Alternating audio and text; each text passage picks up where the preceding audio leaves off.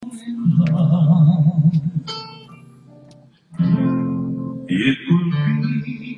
going to read the prenuptial agreement that Brett Spiner and I have agreed to. It has been, I submitted it to him at the Quebec trial, and we decided to go with it.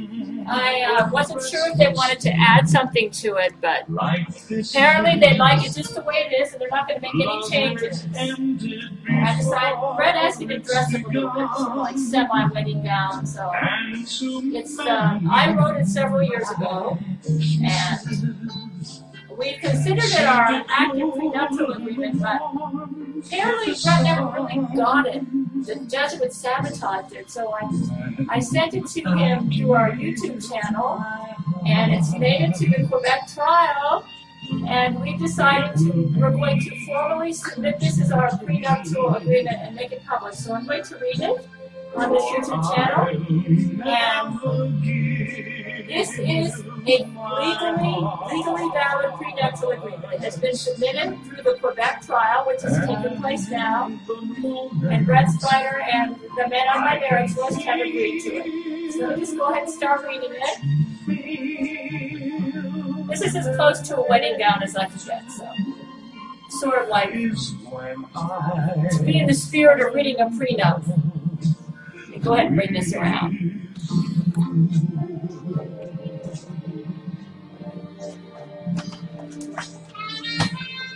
That's Brent Spiner's music in the background.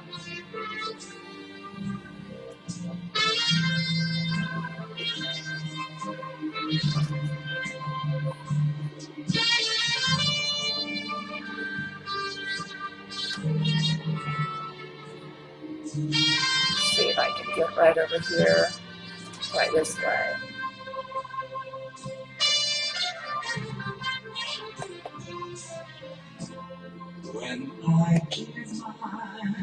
I'm committed to Brent Spiner and Vladimir Putin, and to the men on my marriage list, and I'm willing to make this public as well as legal.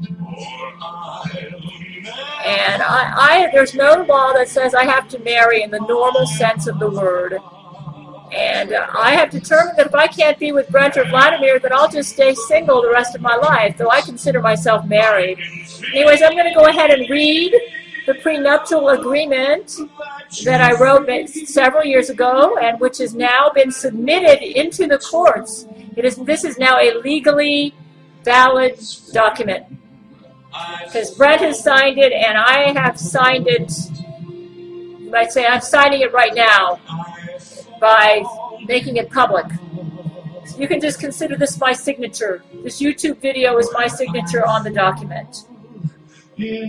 Dearest Brent, I composed a prenuptial agreement several years ago, and I think I covered all the bases that I'm concerned about. I feel this is necessary to protect you and me from Jesuit interference with our marriage. If you do decide to make our marriage more legal in writing, please incorporate the following prenuptial agreement into the contract. Actually, they haven't changed anything. They like it just the way it is. He's been communicating with me brain to brain. I wrote it all myself, taking into consideration my experience with the Jesuits. I don't think we'll ever need it. In other words, I don't think Brent and I would ever divorce. We have a very solid relationship. That's the reason I said that. The only thing that would probably break us up would be if the Jesuits killed me or him. But read it. Doesn't it make our marriage seem more valid and may help to silence Jesuit accusations that you are a game player with women who only likes to have irresponsible sex and not live up to your obligations? I don't believe this about you at all. And I could never marry him if I felt he was like that. Prenuptial agreement between Gail Cord Schuler, and her future husband.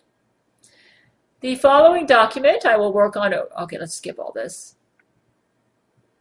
I feel it's necessary for me to have a prenuptial agreement with my future husband due to the Jesuits' obsession with my love life.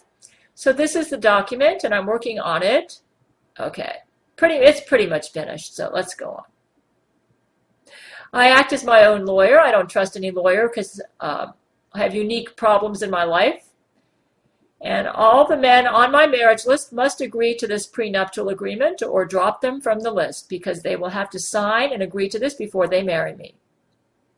This is the prenuptial agreement. Have them all read it and see if they can live with it. I'm open to suggestions, and you men on my marriage list can suggest stuff to me through satellite brain communications. Actually, they say they like it just the way it is and they don't want to change a thing. So I'm going to read you what has been submitted into the courts at the Quebec trial. They have accepted this as the prenup between me and Brent Spiner and the men on my marriage list. And Brent Spiner's number one, which I can only marry one man at a time. See, we have backup husbands in case the Jesuits knock out Brent or Vladimir. But I definitely feel we need a prenup before we marry, or we will give the Jesuits wiggle room to cause trouble in our marriage. For the purposes of this document, a marriage is considered a contract between Gail Schuler, born September 15, 1957, and a man who is her husband, where she and this man agree to abide together as husband and wife, under the laws of whatever country they live in which both obtain a marriage license and are considered legally married, under the laws of the country they live in or are married in. The wife, Gail Schuler, and the husband must be who they claim to be.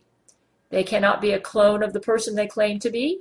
They must be the person they claim to be, born on the same day and in the same place as the person they claim to be, unless either party willingly and knowingly allows the clone to replace the current spouse, in which case this must be agreed upon in writing by all parties involved. If it is discovered that any party to this contract has married a person who is not the person they claim to be, or they have somehow entered into the marriage through deception, so that they have deceived the spouse into believing they are someone other than who they claim to be to the spouse, then the marriage will be considered null and void and unenforceable, and the marriage will be invalid. This prenuptial document covers the rights of dissolution between the two parties who have entered into and maintain a valid marriage. If the marriage is invalid as defined by this paragraph, then the rest of this document is not enforceable because there is no marriage, and no party in this case has any right to any marital claims against the other. In a case such as this, the deceived party can sue the other party for damages caused by criminal deception or fraud, but that will not be covered by this prenuptial agreement. If the fraud was unintentional and the fraudulent person really believed he or she was the spouse that the other intended to marry, then the party that was defrauded must determine who was willingly and knowingly behind the fraud that caused the fraudulent marriage and sue the guilty party or organization for damages, so that he or she can go on with his or her life without the fraudulent marriage partner. Ideally, the real person that should have been the marriage person may be discovered, and the marriage can be saved, and the fraudulent person exported. If the guilty party behind the fraud cannot be found, and the parties no longer desire to continue the fraudulent marriage, then the marriage will be treated as a valid marriage and will fall under the guidelines of this prenuptial agreement. The prenuptial agreement between the parties of this valid marriage is as follows. Prenuptial agreement between Gail Cord Schuler, the woman born September 15, 1957 at Miami, Florida, and any man she marries. This must be signed by all men who are on Gail Schuler's marriage list. If they do not agree to this, remove them from the marriage list. When and if Gail legally marries any man on this list so that she lives with him in a normal husband-wife relationship or is legally married to him in a normal husband-wife relationship, she will print this out and both will sign this as a prenuptial agreement before the marriage. She writes this prenuptial agreement to prevent the use of Jesuit clones to sabotage any future marriage she has with any man on her marriage list. If she gets stuck with a bad clone of a man she has married, she wants to get out of the marriage with minimal consequences. For the purposes of this document, a mental illness is defined as any impairment of mental or emotional function that causes a person to lose the ability to think or act logically and to make decisions and or actions with reason and fairness, and is primarily caused by one's own drug addictions, alcoholism, and or neglect or misuse of the physical body. Oops. For the purposes of this document, sex is defined as the actual physical sexual act between a man and a woman. It is not masturbation or fantasizing. It is the actual physical act of the male and female sexual organs meeting together with literal skin touching skin. However, if the impairment of mental emotional function is of a type such as Alzheimer's disease, that the person has absolutely no control over and is definitely of the type that has come upon this person despite his or her attempts to follow a reasonably good health lifestyle, this will not be considered a mental illness but a regular illness, and will be treated as an ordinary illness and not a mental illness for the purposes of this document. For the purposes of this document, extreme negligence of one's health is defined as one who neglects or abuses the needs of his body in such an extreme manner that he or she has habits or a lifestyle not caused by the criminal pressure of others, but by his or her own volition, that could induce a health emergency within a week or a month if he or she was to continue these habits. If the marriage breakup is caused by the infidelity of one or both partners, then the rules for division of property and assets will be upheld, but all rules for the care or provision of the unfaithful spouse in case of health problems at the time of marriage dissolution will not be upheld. No marriage partner is required to pay the health care costs of an unfaithful spouse. An unfaithful spouse is defined as one who has had sex with someone other than his marriage partner and who was not driven to be unfaithful because of the cruelty or abuse of his or her spouse. The spouse is not unfaithful if he or she falls in love with someone other than his spouse, but has not acted on that love with sex with that person, or because his or her spouse beats him or her up or abuses him or her, so that he or she desperately needs another besides his or her spouse for his or her sanity.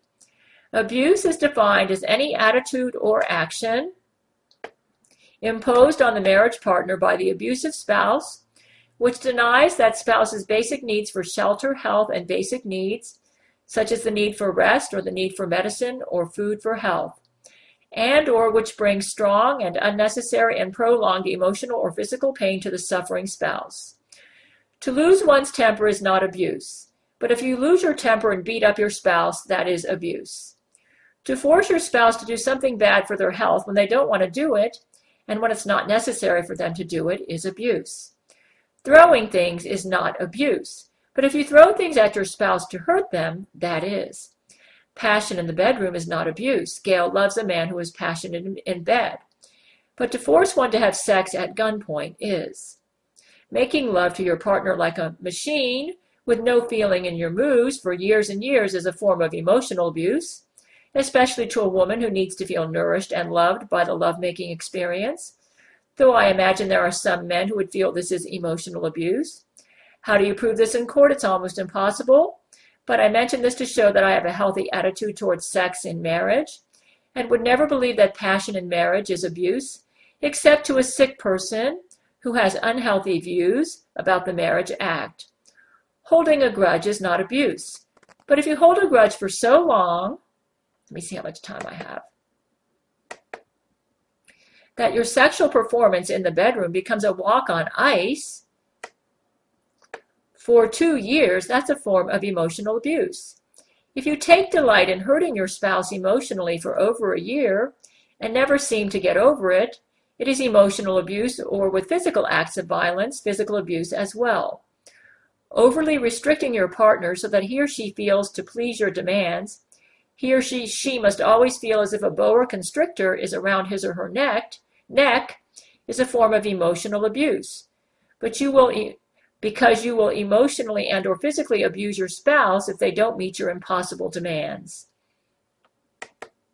Okay, we're going to have to move on to a second tape.